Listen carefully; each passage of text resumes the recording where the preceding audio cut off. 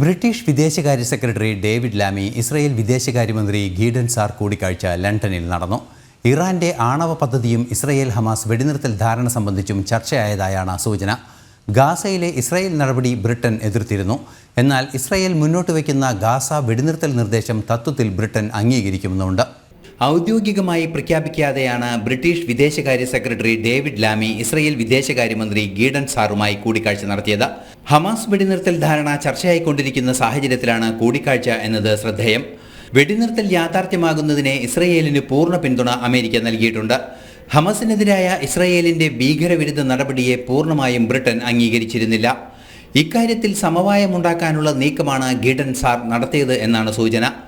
സൈനിക പിന്മാറ്റം, സമാധാന ദൗത്യവും സംബന്ധിച്ച് ഇസ്രായേൽ മുന്നോട്ട് വയ്ക്കുന്ന ധാരണകളെ ബ്രിട്ടൻ അംഗീകരിക്കുന്നുണ്ട്. ഹമാസിന്റെ നിരായുധീകരണത്തിൽ ബ്രിട്ടന്റെ പിന്തുണ തേടുക എന്നതും സന്ദർശനത്തിന്റെ ലക്ഷ്യമായി സൂചിപ്പിക്കപ്പെടുന്നു.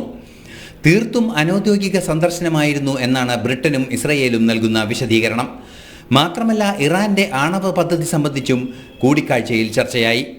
ശനിയാഴ്ച ഇറാന്റെ ആണവ നിരായുധീകരണം സംബന്ധിച്ച ചർച്ച അമേരിക്കയുമായി നടക്കാനിരിക്കെ കൂടിക്കാഴ്ചയ്ക്ക് അത്തരത്തിലും പ്രാധാന്യമുണ്ട്. ഇന്റർനാഷണൽ ഡെസ്ക്, ജനം.